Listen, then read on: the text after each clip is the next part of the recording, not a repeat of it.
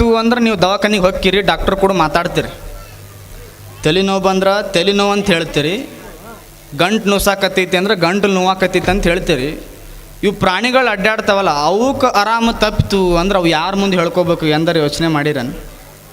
ಅವಕ್ಕೂ ಜೀವ ಇರ್ತೈತಿಲ್ಲ, ಅದಕ್ಕೂ ಹೃದಯ ಇರ್ತದೆ, ಅದಕ್ಕೂ ಪ್ರೀತಿ ಇರ್ತದೆ. ಪ್ರಾಣಿ ಅಂತ ಬಂತು ಅಂದ್ರೆ ನನಗೆ ಒಂದು ಕತೆ ನೆನಪಾಯ್ತು. ಒಬ್ಬ ಭಾಳ ದೊಡ್ಡ ಶ್ರೀಮಂತ 80 ಲಕ್ಷ ರೂಪಾಯಿ ಖರ್ಚು ಮಾಡಿ ಮನೆಯನ್ನು ಕಟ್ಟಿದ್ದ. ಭಾಳ ದೊಡ್ಡ ಮನೆಯನ್ನು ಕಟ್ಟಿದ್ದವ. ಎಂತಹ ದೊಡ್ಡ ಮನೆಯನ್ನು ಕಟ್ಟಿದ್ದ, 10 ವರ್ಷದಿಂದ ಆ ಮನೆಯೊಳಗೊಬ್ಬ ಆಳಿದ್ದ. 10 ವರ್ಷದಿಂದ ಮನೆ ಕೆಲಸ ಮಾಡ್ತಿದ್ದ. ನಾವು ಆಳಿದ್ದೊಬ್ಬ 10 ವರ್ಷ ಆಳಿದ್ದ.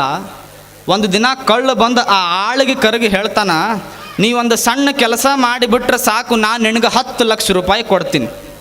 ಅವ ಅಂದ, ಈ ಮಾಲಕ್ಕನ ಮನ್ಯಾಗ 10 ವರ್ಷ ದುಡ್ಯಾಕತ್ತೀನಿ, ಇಲ್ಲಿ ತನಕ ನನಗೆ 10 ಲಕ್ಷ ರೂಪಾಯಿ ಅಲ್ಲ 10,000 ರೂಪಾಯಿ ಸಹಿತ ಸಿಕ್ಕಿದ್ದಿಲ್ಲ ತಿಂಗಳ. ಬರೀ ಸಣ್ಣ ಕೆಲಸ ಮಾಡಿದ್ರೆ ನೀ ನನಗೆ 10 ಲಕ್ಷ ರೂಪಾಯಿ ಕೊಡ್ತಿ ಅಂದ್ರೆ ಯಾವ ಕೆಲಸ ಹೇಳು, ನಾನು ಮಾಡ್ತೀನಿ ಅಂದವ. ಏನೂ ಮಾಡಬೇಕಾಗಿಲ್ಲ. ದೊಡ್ಡ ಶ್ರೀಮಂತರು 80 ಲಕ್ಷ ರೂಪಾಯಿ ಏನು ಮನೆ ಕಟ್ಟ್ಯಾರಲ್ಲ, ಮನೆ ಹಿಂದೆ ಒಂದು ಸಣ್ಣ ಬಾಕ್ಲದು. ಆ ಬಾಕ್ಲಿಗೆ ಏನು ಚಿಲಕ ಅಂತ ಕರಿತೀವಿ ನಾವು. ಆ ಚಿಲಕ ರಾತ್ರಿ 12ಕ್ಕೆ ನಾ ದರೋಡೆ ಮಾಡೋಕೆ ಬರಬೇಕಾದ್ರೆ ಸೌಂಡ್ ಮಾಡ್ತದೆ. ಆ ಚಿಲಕ ಇಳಿಸಿ ನೀ ಮನೆಗೆ ಹೋಗಿಬಿಡು, ಇಷ್ಟ ಸಣ್ಣ ಕೆಲಸ ಮಾಡು, 20 ಲಕ್ಷ ರೂಪಾಯಿ ಕೊಡ್ತೀನಿ. ಗಾಬರಿ ಆಯ್ತು ಅವನಿಗೆ. ಬರೇ ಚಿಲಕ ಇಳಿಸಿದ್ರೆ 20 ಲಕ್ಷ ರೂಪಾಯಿ ಕೊಡ್ತೀನಿ ಅಂದ್ರೆ ನೀ ಏನೋ ಮಾಡು ಮರೆ, ಮಾಲಕ್ಕನವ್ರು ಹೊತ್ಕೊಂಡು ಹೋಗು, ಈ ಕೆಲಸ ನಾನು ಮಾಡ್ತೀನಿ ಅಂದ್ರೆ ರಾತ್ರಿ 12 ಆಯಿತು. ಚಿಲಕ ಇಳಿಸಿ 20 ಲಕ್ಷ ರೂಪಾಯಿ ತೊಗೊಂಡು ಹೋಗಿ 10 ವರ್ಷ ದುಡ್ದ ಆಳ ಮನೆಗೆ ಹೋದ. ಕಳ್ಳ ಇನ್ನೇನು 80 ಲಕ್ಷ ರೂಪಾಯಿ ಕಟ್ಟಿದ ಮನೆ ಒಳಗೆ ಸಾಕಷ್ಟು ಬಂಗಾರ ಇತ್ತು. ಅದನ್ನು ಹಿಂಗೆ ಕಳು ಮಾಡಿ ಬರ್ತಿರ್ಬೇಕಾದ್ರೆ ಸಾಹುಕಾರ ಒಂದು ನಾಯಿ ಕಟ್ಟಿದ್ದ. ಬಾಗಿಲು ಮುಂದೆ ಒಂದು ನಾಯಿ ಇತ್ತು. ಕಳ್ಳನನ್ನು ನೋಡೋದಕ್ಕೆ ಗುರ್ರ ಅಂತದು.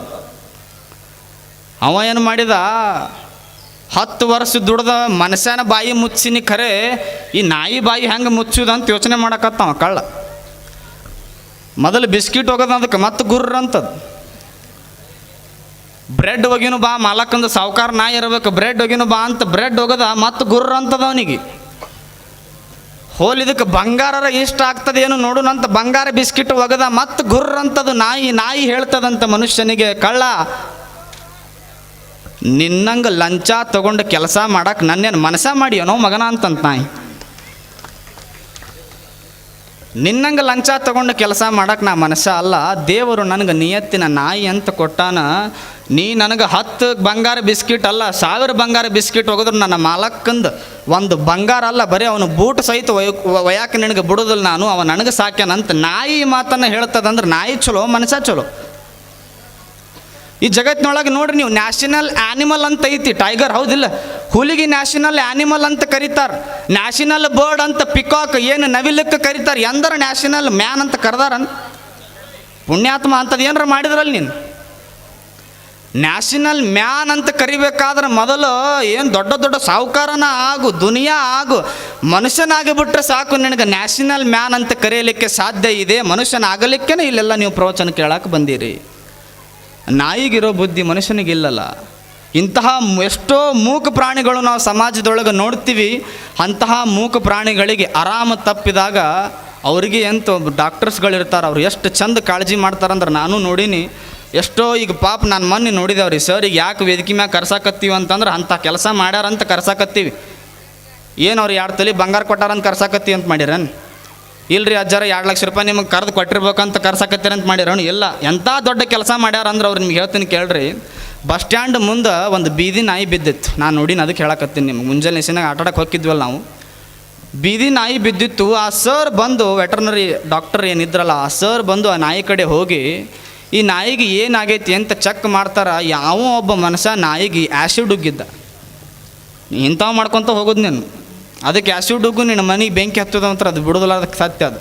ಯಾವ ಆ್ಯಸಿಡ್ ಉಗ್ಗಿದ್ದ ಆ ನಾಯಿಗೆ. ಆ ನಾಯಿಯನ್ನು ಗಮನಿಸಿದಂಥ ಆ ಡಾಕ್ಟರ್ ಸರ್ ಏನು ಮಾಡಿದರು, ನನಗ್ಯಾಕೆ ಬೇಕು ಬಿಡು ಮಾರಾಯ, ಬೀದಿ ನಾಯಿ ಇದು, ಯಾವರ ಚಲೋ ನಾಯಿ ನನ್ನ ಕಡೆ ಬಂದು ಅಂದ್ರೆ ಸೂಜಿ ಚುಚ್ತೀನಿ ರೊಕ್ಕ ಕೊಡ್ತಾವಂತ ಅನ್ಬೋದಾಗಿತ್ತವ. ಅವ ಹಂಗೆ ಅನ್ನಲಿಲ್ಲ. ಅವ ಏನು ಮಾಡಿದ್ರು ಸರ್ ಅಂತಂದ್ರೆ, ಆ್ಯಸಿಡ್ ಉಗ್ಗ್ಯಾರ, 2 ತಾಸಾಗ ನಾಯಿ ಸಾಯ್ತೈತಿ ಬಾ ಅಂತ ಸೀದಾ ಕರ್ಕೊಂಡು ದವಾಖಾನಿಗೆ ಹೋಗಿ ಅದಕ್ಕೆ ಟ್ರೀಟ್ಮೆಂಟ್ ಕೊಟ್ಟು ಈಗ ಅದಕ್ಕೆ ಚಲೋ ಅಡ್ಡಾಡಂಗೆ ಮಾಡ್ಯಾರಲ್ಲ. ಇವರು ಮನುಷ್ಯರು, ಇವರಿಂದ ನಾವು ಕಲಿಬೇಕಾಗ್ಯದ we are that human beings ಅಂತ. ಅಂತಹ ವೆಟರ್ನರಿಯ 3 ಜನ ಡಾಕ್ಟರ್ಸ್ಗಳು ವೇದಿಕೆ ಮೇಲೆ ಬಂದು ಸನ್ಮಾನವನ್ನು ಸ್ವೀಕಾರ ಮಾಡಬೇಕಂತ ನಾನು ಅವ್ರಿಗೆ ಕೇಳ್ಕೊತೀನಿ.